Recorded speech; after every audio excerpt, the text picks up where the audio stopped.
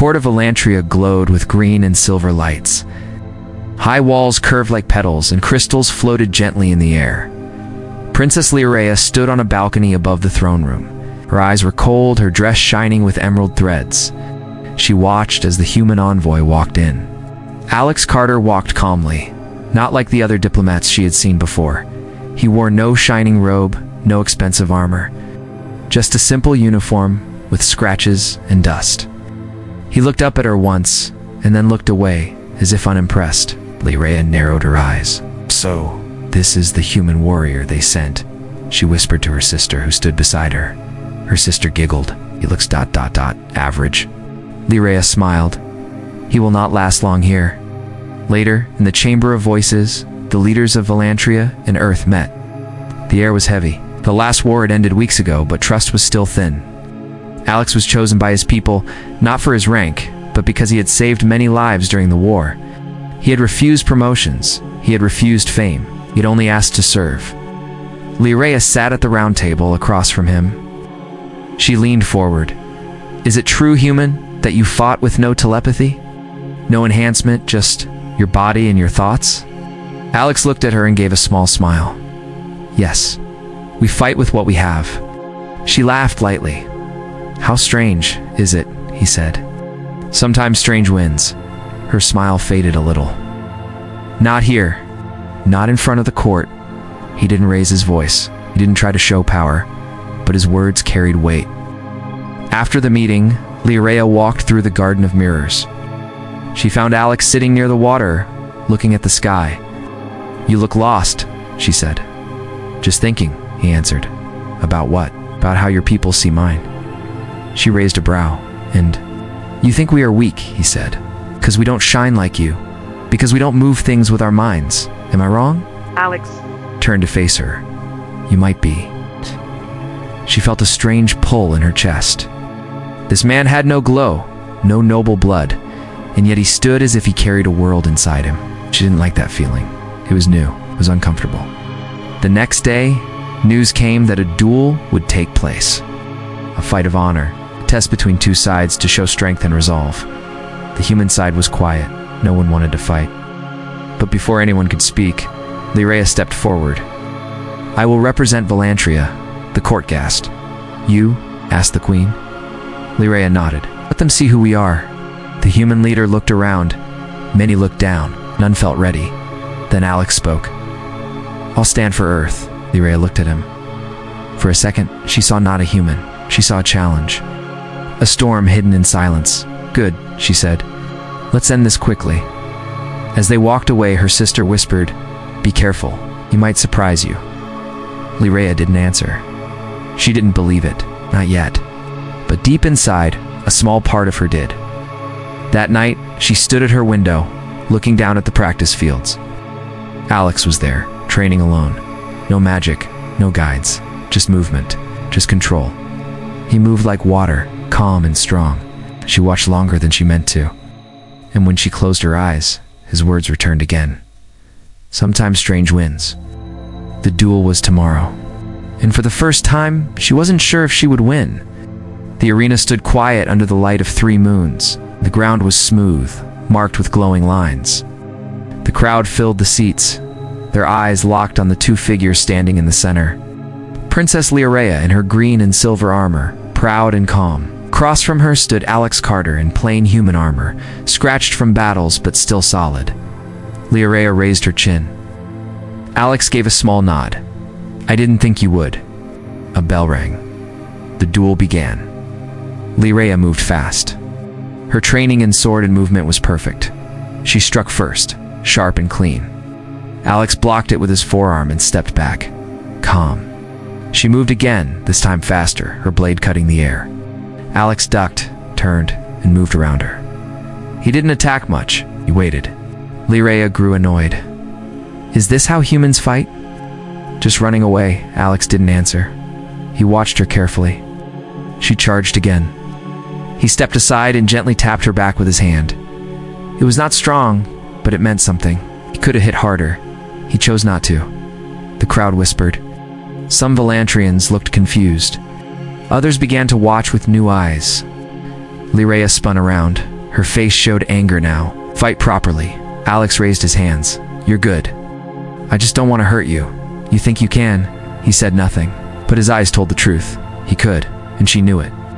Lyrae attacked again, this time with fire in her heart. She used her speed, her energy, her full skill. Lex blocked, turned, dodged, and then finally moved in.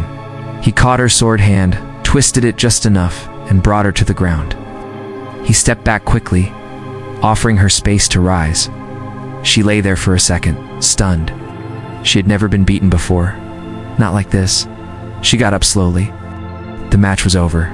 The judges called it clear. The human had won. Silence filled the arena. Then slowly a few claps, then more. Even some Volantrians stood. Lyrae looked around, her face unreadable. Alex stood still, not smiling, not proud, just steady. After the duel, Lyrae went straight to her chambers. She didn't speak to anyone. Her sister came to her, worried. "Are you hurt?" Lyrae shook her head. "No, not on the outside." "Then why do you look like this?" Lyrae sat down. "Because I mocked him. I thought he was nothing, but he beat me. And he didn't even try to make me feel small." Her sister sat beside her. "Do you hate him now?" Lyrae looked at the floor. "No, that's the strange part. I don't." Later that night, there was a feast to honor both warriors. Lyrae dressed in her finest robe and entered the hall. Her steps were slow. She felt different now. Alex stood at the side, speaking to a group of young cadets from both species. He smiled softly as he told them how important it was to listen and learn before judging anyone. Lyrae walked up to him. "You were right," she said. He turned. "About what?" "Sometimes Strange does win." He gave a small smile. "It's not about Strange. It's about not giving up." They stood in silence for a moment. Then she said, "You didn't laugh when you won. Why?" Alex looked into her eyes. "Because this wasn't about pride. It was about peace." Lyra nodded. "I understand that now." The night moved on, but something had changed. Not just in Lyra, the court saw it too. The way she spoke to him, the way he answered. There was no anger, no shame, only respect. And in the shadows of the hall, a figure watched with narrow eyes. Not everyone wanted peace. Not everyone was ready to accept humans as equals. But Lyrae was no longer one of them. As she left the feast, her steps were quiet, her mind full. She had mocked the human warrior. Now, she was beginning to admire him, and maybe she thought that was the beginning of something new. The days after the duel felt quiet. Lyrae no longer walked with pride in every step. Something had shifted inside her. She still held her head high, but her eyes searched more. She watched people closer, and she watched Alex the most. Alex didn't act like a hero. He didn't ask for praise. He helped carry boxes with the ship crew. He listened more than he spoke. He spent time learning about Volantrian customs and rules. He even tried their food, even when it tasted strange to him. Lyrae saw this and felt confused. She had met many warriors, many leaders, but none like him. He did not look special, but his calm made others listen. His silence made people notice. And when he smiled, it was honest. One afternoon, a meeting was held in the Sky Chamber. The room floated above the palace with clear glass walls showing the stars all around. It was a place where only trusted voices spoke. Leaders from both Earth and Volantria discussed trade, peace patrols, and shared space routes. Lyrae was present as a royal voice. Alex was there as Earth's chosen link. A Volantrian noble named Varric stood. He didn't like humans. He never hid it. He asked for access to our skies, Varric said, looking at Alex. "But what have you given in return?" Alex replied, "We give what we can. We offer help, not control." Varric smiled coldly. "Words are easy. So is weakness." Lyrette opened her mouth to speak, but Alex raised a hand gently. "I understand your worry, but weakness is not what kept us alive. It's what made us careful." The room stayed silent. No one had a reply. Later that night, Lyrae found Alex in the Star Garden. The lights above shimmered, and glowing trees gave soft color to the ground. "You didn't let me defend you," she said. Alex looked at her. "It wasn't about me. It was about trust. If I can't stay calm, how will they?" She sat beside him on the bench. "You're not like the others. Neither are you." She looked at him, surprised. "What do you mean? Could have kept hating me after I won the duel. But you didn't. You started listening. That matters." Lyrea felt something stir in her chest again. Not anger, not pride. Something else, something quiet. The peace talks continued for several days. Small progress was made. Some Volantrians changed their views, others did not. Then, during a trip to the outer towers, disaster struck. A power surge hit one of the floating bridges. The platform holding 6 people, including 2 human and 2 Volantrian officials, began to fall. Alarms rang out. Alex was the first to move. Without thinking, he ran to the edge and jumped onto the failing bridge. The control system sparked. People screamed. Lyrea saw it from above. She grabbed a glide disc and flew down. Alex reached the panel and began to reroute power. Smoke burned his hands, but he didn't stop. One by one, he guided the others to safety. Lyrea arrived just as the final spark hit the frame. She reached out. "Take my hand." Alex grabbed it, and she pulled him up.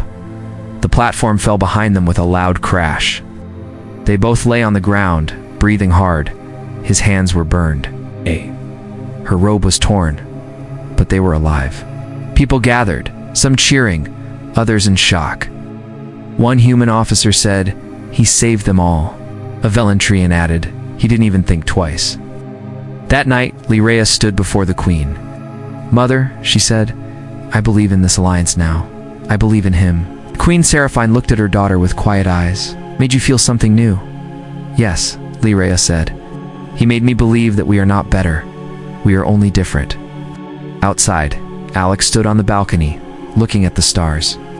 He didn't know what tomorrow would bring, but tonight, something had changed. Lyrea stepped beside him. She didn't say anything. She just stood close. And for the first time, they didn't feel like strangers. They felt like 2 people who had survived something together. Something between them had begun to grow. The air in the court grew heavy.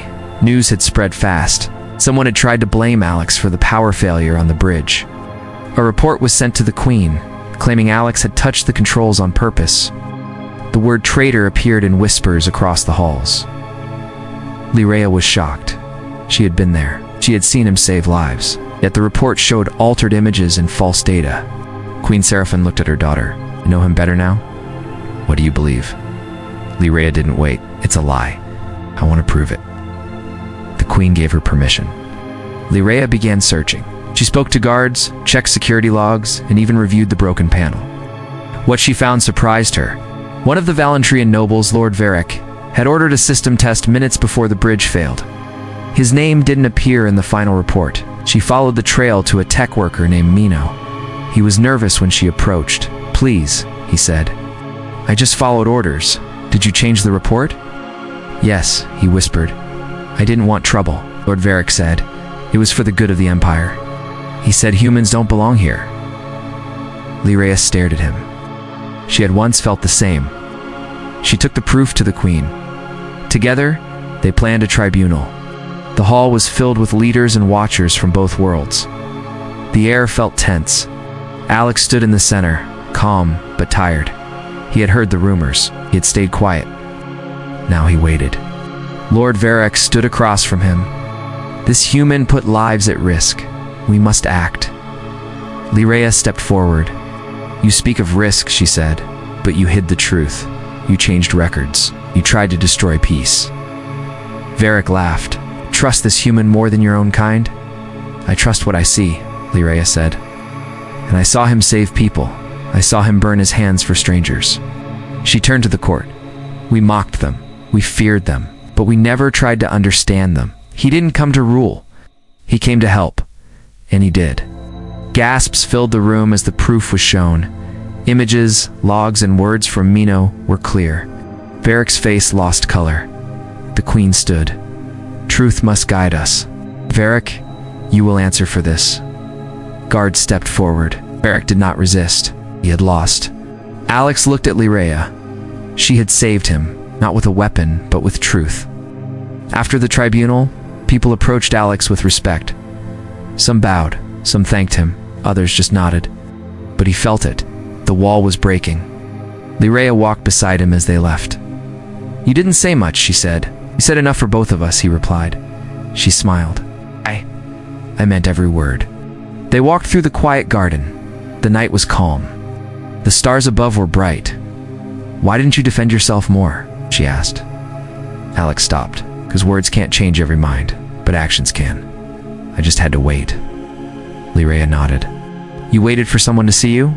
"Yes." She looked at him. "See you now." He looked back. There was no need for more words. The next day, the Queen called for a new announcement. She declared that Earth and Velantria would form a shared council. One human and one Velantrian would sit together to make peaceful choices. "Alex Carter," she said, "will serve as Earth's voice." The hall clapped. Many smiled. Even those who once doubted now seemed at peace. Lyrea watched from the side. She felt pride, but also something more. When the crowd left, she found Alex on the balcony again. "You will leave soon," she said. "Maybe," he answered. "Unless I stay?"